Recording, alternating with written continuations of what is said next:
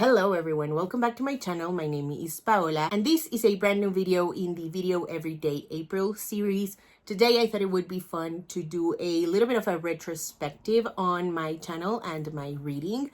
One thing really quickly before we get started, I have a Patreon where if you join, you will get early access to all of my content as well as an exclusive newsletter. There's 3 tiers, $2, $5, and $10. They all get the same benefits. It's just a matter of how much you want to contribute to the channel.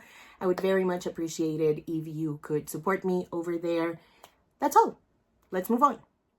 So we're gonna go through the 2020 era, which I like to call my influencer era. I was originally only going to talk about my reading highlights and my accomplishments, but upon looking at my video that I did in 2026, but it was like a retrospective of 2025, I realized I really wanted to do this. This is also kind of commemorative because I do want to make a proper comeback as a bookish creator online. And so here we go. In 2020, I read a total of 69 books, which in pages translated to 17,924. I read 21 that were mine, 19 that were e-arcs, and 29 that were not mine. I guess I technically do own e-arcs, but because they're digital, I kind of feel like I don't really own them. I don't know, my ownership of them feels a little nebulous. But anyway, in terms of format, I read 9 physical books, 17 audiobooks, and 43 digital books,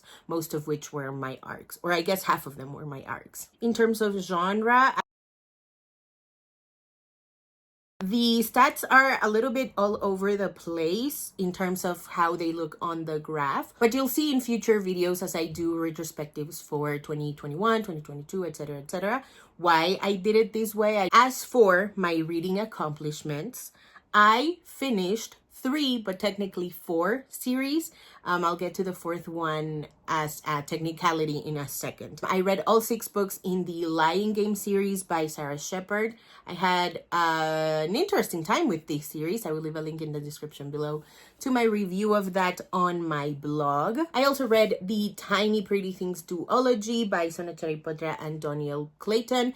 It is made up of tiny pretty things and shiny broken pieces. And I also finished the Dragon Warrior duology by Katie Zhao. This is the 2nd book in the series, The Fallen Hero. This is middle grade fantasy. It's kind of like Percy Jackson, but with Chinese mythology. And I really love that it goes into complex sibling dynamics and relationships. As for the 4th series that I technically finished, it would be the Shadow Shaper Cipher series by Daniel Jose Older. I just don't really want to count it as an accomplishment because I rushed through it. Because of my next accomplishment, I hosted a panel on the Social Distance Book Fest. It was all about navigating Latinx identity in fantasy. And so the 3rd book had just come out. And so I had to read all of those 3 books.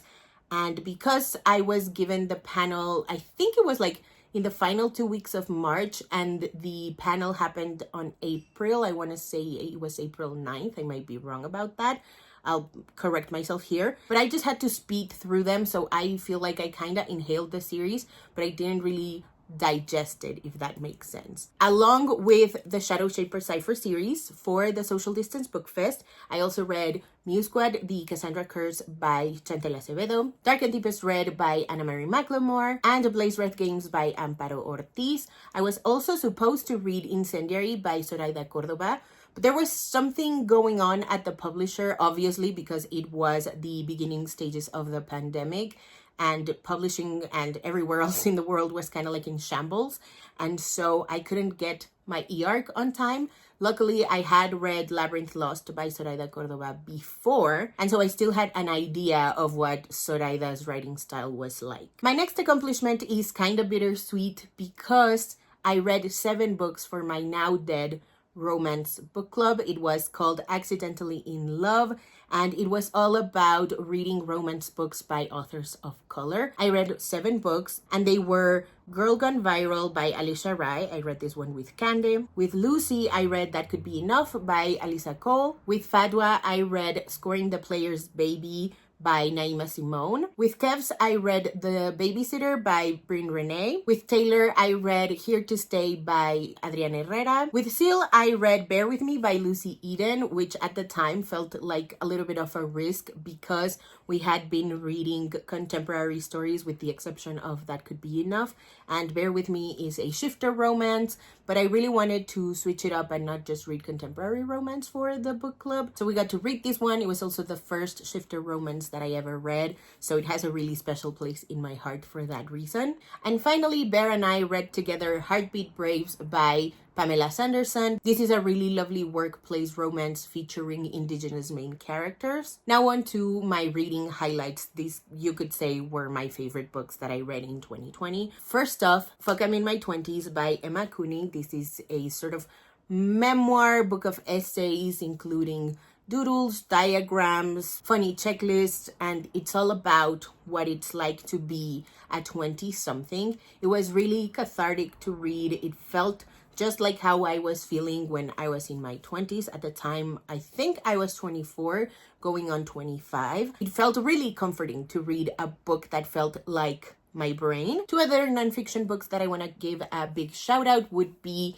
La Distancia Entre Nosotros by Reina Grande and Who Do You Serve, Who Do You Protect? La Distancia Entre Nosotros is a sort of novelized memoir. The author was born in Guerrero, in a really rural side of Mexico where the community was very much underserved, and so it's about the reasons why her family had to go to the United States. And Who Do You Serve, Who Do You Protect is a book of reports and essays on police brutality in the United States and how it affects different marginalized people. On the Come Up by Angie Thomas and Private Lessons by Cynthia Solese. These are books whose commonality is music, where both main characters want something more for themselves.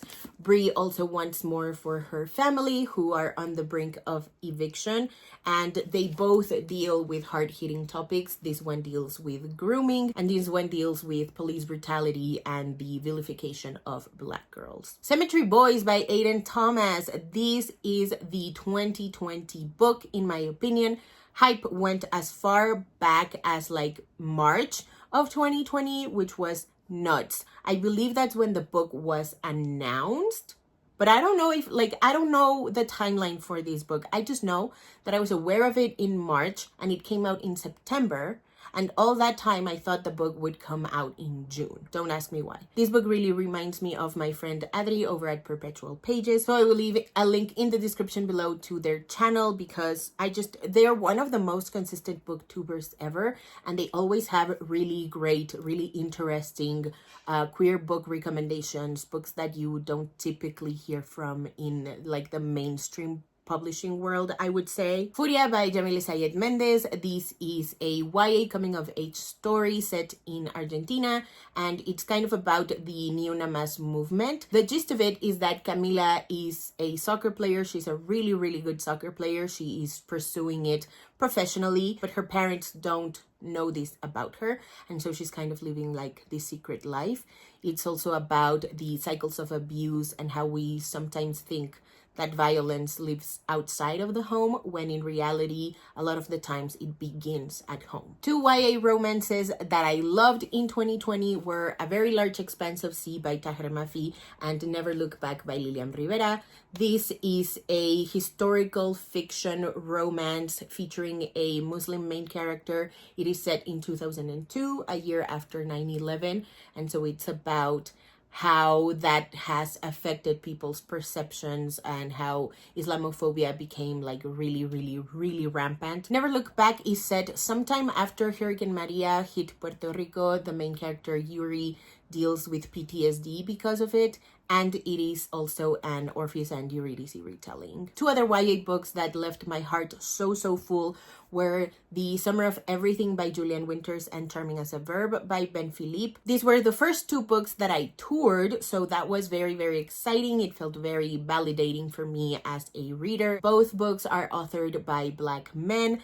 and The Summer of Everything is about trying to save an indie bookstore, whereas Charming as a Verb is about a deal the main character and the love interest strike because the love interest finds out that the main character runs a fake dog walking business. It's also about what it's like being the son of immigrants. It also touches on Black excellence and the trap that can sometimes be. 8 by Real C. Adams. This is an erotic novelette about a woman who hires a private chef so that she can celebrate a big career move. She's supposed to have a friend over so that they can celebrate together. Unfortunately, the friend can't make it, and so things happen between the private chef and the career woman. This is the book that got me hooked on Real C. Adams. She instantly became an auto-buy author for me. We're on to the last 3 highlights. The first one would be Please Speak Me by Reina Regina. This is a book of poetry all about self-love. The subtweet by Vivek Shreya is about complex female friendships within the music industry,